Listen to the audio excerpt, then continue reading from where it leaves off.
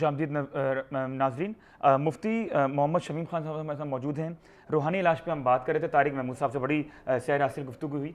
Sir वो आप जो बात थी वो कंटिन्यू करना चाह रहे थे आप कि वॉशरूम जो घर में बने हुए हैं, कमरों में बने हुए हैं, वो अगर आप प्लीज़ देखिए नजासत और पाकी जो है वो कहाँ रह गई? बिल्कुल, पहले लैट्रिन अलग होती थी, ठीक, और गुसल खाना अलग होता था, ठीक, पहली बात। अब दोनों कंबाइंड हो गए, ठीक है, और दूसरी ये कि हर कमरे के साथ अटैच हो गए, अटैच है। अच्छा, अब लैट्रिन एक ऐसी जगह है कि वहाँ शयातीन मतलब उनके लिए है ना वो जगह, वो ना मतलब आप बेशक कितना ही सफाई सुथराई रख लें लेकिन वो लैट्रिन है, ठीक है। आपका वज़ू कब कामिल होता है, ठीक है, ये बयान कर देता हूँ इसके साथ साथ, अब चूँकि मुझे वक्त है मेरे पास। जी, बिल्कुल। आपका वज़ू कामिल उस वक्त होता है कि जिस लोटे से आप इस्तंजा कर रहे हैं उसी लोटे से आप वज़ू भी कर लें और उसी लोटे से आप पानी भी पी लें, तब आपकी पाकी का मेयार सही होगा। कोई बताता है आपको ये बात? कोई नहीं बताता, मैं बता रहा हूँ, कोई नहीं बताता। अब मैं जो बयान कर रहा हूँ, चाहे किताबें खोल लें, हदीस मुबारक पढ़ लें, आपका लोटा इतना पाक होना चाहिए कि उससे पानी पी भी सकें, वज़ू भी कर सकें और इस्तंजा भी कर सकें, तब आपका इस्तंजा सही होगा। अच्छा। लेकिन आजकल इस पर अमल नहीं है, आगे कहने की ज़रूरत नहीं है, बात मैंने कह दी, आगे चलता हूँ। ठीक है। अब बाथरूम में आप जाते हैं, हमारे मज़हब ने, दीन इस्लाम ने हमें ज़िंदगी के हर अमल का तरीक़ा बताया है। बिल्कुल बता दिया। उसमें बता दिया गया है कि जब आप बाथरूम में दाखिल हों जी तो आप ये दुआ पढ़ें, ठीक है, और जब आप वहाँ से निकल आएँ तो ये दुआ पढ़ें।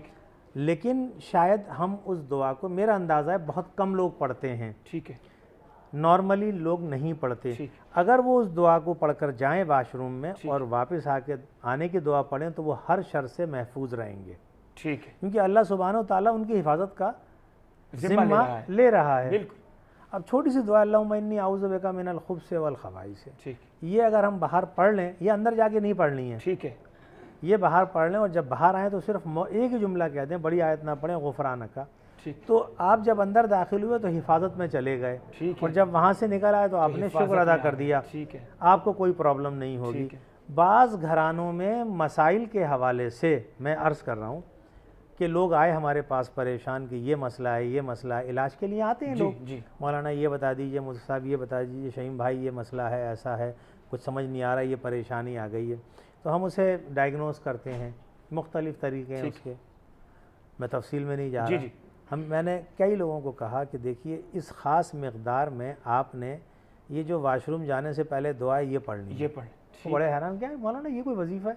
मैंने कहा पढ़ लो भाई, तुम्हें 7 दिन में इसके असरात अपने घर में पता चल जाएंगे। ठीक। अल्हम्दुलिल्लाह जब उन्होंने पढ़ना शुरू किया, कहने ये क्या हुआ? मैंने कहा ये हुआ कि आप लोग जाते हो बाथरूम में, बाथरूम ऐसी जगह है कि अब वहाँ ख्याल आ गया, जैसे तारिक भाई अभी कह के गए कि आप वहाँ कुरानी आयतें आपके जहन में आएंगी। ठीक। अच्छा, बाज़ लोग जो बहुत ज़्यादा कुरान पाक पढ़ते हैं उन्हें अपनी ज़ुबान पे काबू रखना मुश्किल हो जाता है, तो हमारे उस्ताद साहब फरमा रहे थे कि एक बुज़ुर्ग थे, जब वो बाथरूम जाते थे ना WC के लिए, तो चिटखनी जो है ज़ुबान निकाल के उस पर लगा देते थे कि जल्दी से फारिग हो या मैं कुछ पढ़ ना सकूं, क्योंकि ये तौहीन है ना, ये गलत अमल है। तो वाशरूम घर के अंदर हर कमरे के साथ नहीं हो, घर में कहीं पहले बाहर होते थे अगर मुमकिन हो। और दूसरे कि जब वाशरूम में जाएं तो ये जो हमारी दुआएं हैं कि सुबह उठकर आपने एक दुआ पढ़नी है, ठीक है, फिर आपने गुस्ल करना है तो ये पढ़ना है, ठीक, आपने वाशरूम में जाना है तो ये पढ़ना है, आपने कपड़े पहनने हैं तो ये पढ़ना है, आपने खाना खाना है तो ये पढ़ना। अगर हम ये छोटी छोटी दुआएं अपनी ज़िंदगी में शामिल कर लें तो मुझसे मैं लिख के देने को तैयार हूँ कि 50% प्रॉब्लम फिनिश, 50%। ठीक है, तो इस पे लोगों को गौर करना चाहिए। मैं यहाँ इलाज नहीं बताऊंगा लोगों को। K21 के प्लेटफॉर्म से आप ये क्या कहना चाहेंगे कि रूहानी इलाज किस तरीके से लोग किसके पास जाएं, क्या करें? जिस तरह तारिक साहब ने फरमाया था कि वजीफ़ा हर एक के लिए नहीं है, हर एक के लिए नहीं, शराइत हैं, तो आप इस पैगाम को कैसे आगे बढ़ाना चाहेंगे? हमारी आवाम जो है ना वो अल्लाह से दूर होके ये लोगों के चक्करों में लगी हुई है। आप सही फरमा रहे हैं। पैगाम देना चाहेंगे K21 प्लेटफॉर्म? देखिए, इबादत नहीं करते माजरत के साथ, ठीक, नमाज नहीं पढ़ते, लेकिन चाहते ये हैं कि हम कोई वजीफ़ा पढ़ लें, कोई विर्द पढ़ लें तो हमारा जो मसला है वो हल हो जाए। मेरे भाई, बहैसियत मुसलमान आप नमाज़ पढ़िए, मैंने पहले कहा था, आप पाबंदी वक्त से नमाज़ पढ़ें, नमाज अपने वक्त के हिसाब से पढ़नी चाहिए। और ये है ना किताब अव्वल वक्त, किताबन मौक़ूता कि जो वक्त मुकर्ररा है उस पर नमाज़ पढ़ें, पाबंदी से नमाज़ पढ़ें। ठीक है। ज़िक्र अस्कार ज़रूर पढ़ें, मना नहीं कर रहा, लेकिन जो पढ़ें अपने किसी उस्ताद से, अपने किसी बुज़ुर्ग से, अगर किसी के मुरीद हैं तो अपने पीर से, वरना आपकी कोई भी नहीं है मस्जिद में जो इमाम है, अगर आप समझते हैं कि वो उस दर्जे के आलिम हैं कि आपकी रहनुमाई कर सकें, उनसे पूछिए, अपने मसाइल डिस्कस करके वो इंशाअल्लाह आपको अच्छा अमल बताएंगे। अब रहे आमिलीन, आमिलीन जगह जगह बैठे हुए हैं आजकल, दीवारों पे कराची की भरा हुआ है, बंगाली बाबा, फला बाबा, ये सब आई डिसलाइक, मैं इससे एग्री नहीं हूँ। ठीक, जो सही आलिम होगा ना वो ये नहीं कहेगा कि मैं आलिम हूँ। ठीक है, वो दरवेशों की तरह रहते हैं आम लोगों में। अब लोग जाने लगते हैं, मशहूर हो जाते हैं, तो फिर वो लोगों से मिलना शुरू करते हैं, वो इलाज। ठीक है, अच्छा, तो मुख्तसरन सर अगर आप पैगाम दे दें कि क्या आवाम को करना चाहिए, किन बातों पर इख्तिलाफ बरतना चाहिए? अगर रूहानी मसाइल हैं तो उनका इलाज रूहानी दवा है, ठीक है, उनका इलाज पैनाडोल नहीं है। ठीक है। अगर आपको बुखार है या जिस्मानी ऐसी बीमारी है जिसका इलाज डॉक्टरों के पास है, बेशक आप ज़रूर डॉक्टर के पास जाएं, डॉक्टर ही उसका इलाज करेगा। मेरा बाईपास डॉक्टरों ने किया है ना, ठीक है। तो जो जिससे कंसर्न है उससे, और फिर किसी एक के पीछे आप जा रहे हैं, किसी भी आमिल के पास जाएं, मैक्सिमम 7 डेज़ में आपको फ़र्क पड़ना चाहिए। ये नहीं हो सकता कि अच्छा अभी अब आप ये कर लेना, आपको फ़र्क महसूस होगा। 7 दिन से लेकर 21 दिन में इलाज हो जाता है, ज़्यादा से ज़्यादा आप 60 दिन 62 दिन तक जाते हैं, लेकिन 62 दिन में भी अगर किसी का इलाज नहीं हो रहा तो फिर इलाज करने वाला जो है वो सही नहीं है। मगर बाज़ इलाज कई साल चलते हैं, ये भी सुन लीजिए, मगर 60 दिन में उसे ये पता चल जाएगा कि मैं रिलैक्स हो गया, मुझे फ़ायदा हो गया, मेरे मुकम्मल खात्मा नहीं हुआ है उन चीज़ों का, लेकिन मुझे आराम आ गया, तो इसका मतलब है आगे खात्मा भी हो जाएगा। शमीम साहब, आपका बहुत शुक्रिया आपके टाइम का। मुफ्ती मोहम्मद शमीम खान हमारे साथ मौजूद थे।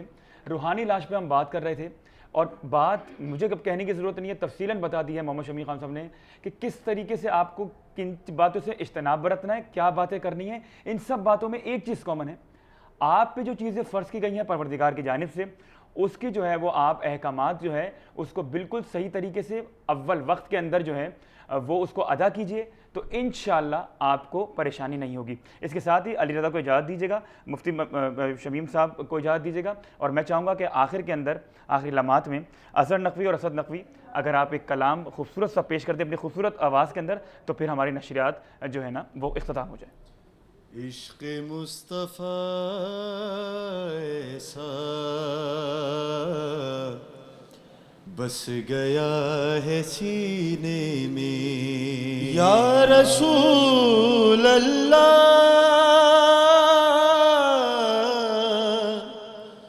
या हबीब अल्लाह, इश्क़ मुस्तफ़ा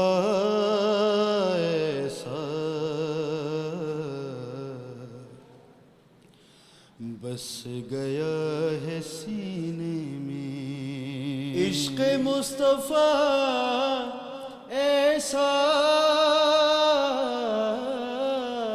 बस गया है सीने में, इश्क़ मुस्तफ़ा ऐसा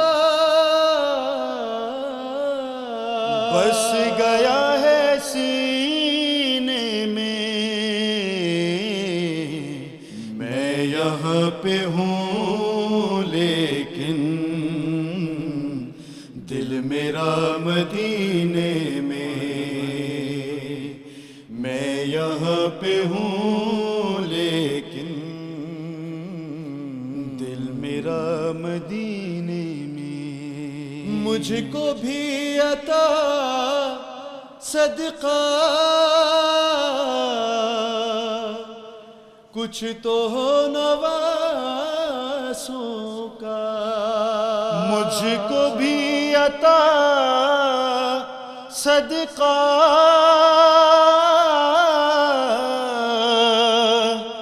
कुछ तो हो नवासों का, कुछ भी कम नहीं होगा आपके खजीने में, कुछ भी कम नहीं होगा के खजीने में गैर से हमें क्या डर,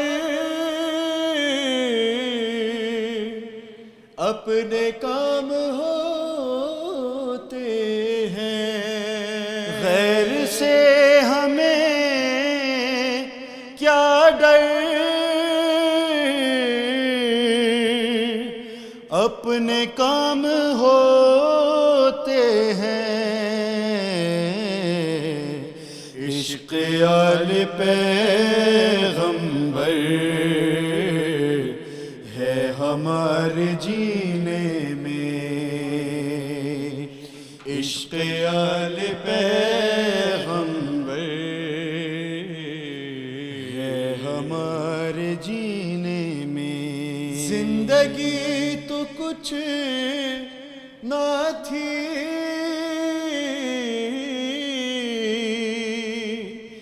जिंदगी मगर अब है।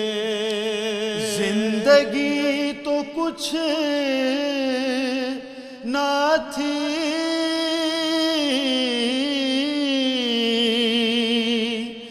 जिंदगी मगर अब है। बाद जिक्र पैगंबर आ गई करीने में। बाद जिक्र पैगंबर